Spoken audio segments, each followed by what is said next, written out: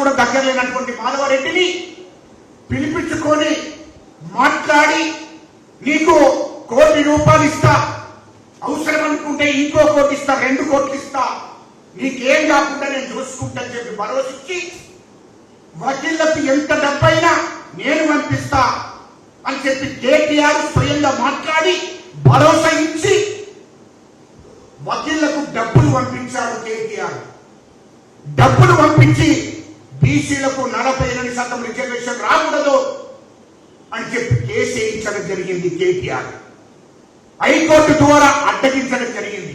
ఇలా సుప్రీంకోర్టు కూడా ఓటే ప్రభుత్వం, సుప్రీంకోర్టు కూడా ఇంకా 20 కోట్లంటే నేను ఖర్చు పెడతా, సుప్రీంకోర్టులో కూడా వాళ్లకు అనుకూలంగా తీర్పు రాకూడదు అని చెప్పి ఛాలెంజ్ చేస్తున్నాడు కేటీఆర్ అంటూ.